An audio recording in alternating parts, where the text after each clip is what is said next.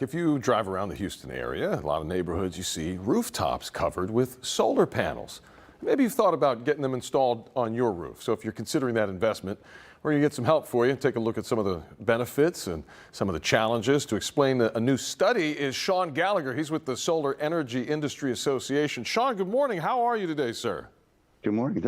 Thanks for having me today. It's the end of a long week here in Anaheim, so my voice is a little shot. Oh, wow. Incredible. Okay, well, thank you for being here. Why are people switching to solar in Texas?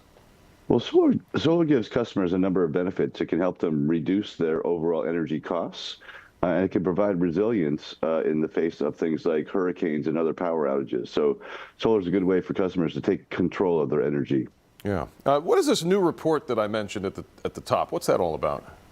Well, we put out a report every quarter that shows the progress of the industry, and what it's showing is that we're putting in more solar than ever before. And Houston is the leader in solar. It's the fastest growing solar state in the nation. It's going to pass California as the biggest California state in a couple of years. And that's really good news for Texans because there's been so much solar on the grid the last couple of days, really, in the last couple of weeks in Texas, that it's served up to 40% of Texas's overall energy needs, and it's really reduced prices substantially. Interesting. Speaking of prices, is this a costly endeavor for a homeowner? I mean, what does it entail getting this system sized the right way, the equipment? This can't be cheap.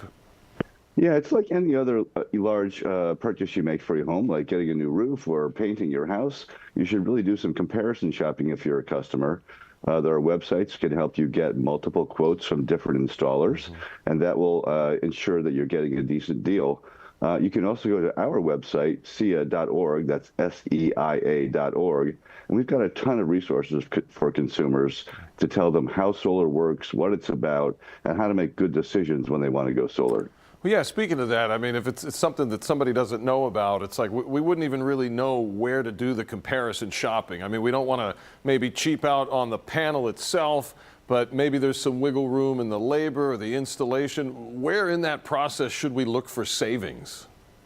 Yeah, the savings, I think, can come from a number of different sources, and it really depends on the overall package. That's why you need to talk to at least 3 different installers or get 3 different bids from companies so that you can compare and contrast. Yeah, okay. I have a friend who actually did this on his roof, and he says his electric bill went down quite a bit.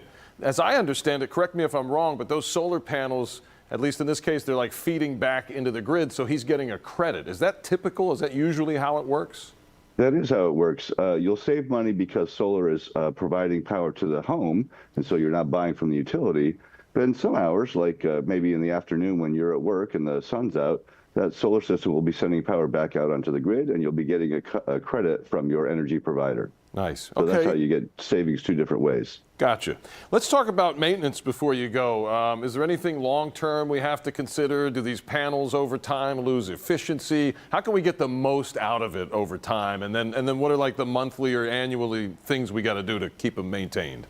Yeah, you know, I've had solar on my roof for over 12 years, and the only thing I've done is run a hose over them once in a while. So maintenance is pretty minimal.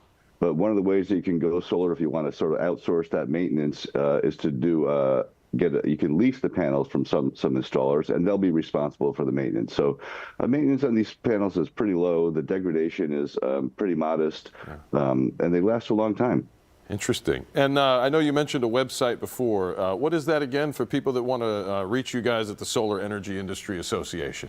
That's SEIA.org, SEIA.org, and we've got a lot of resources for customers to go solar.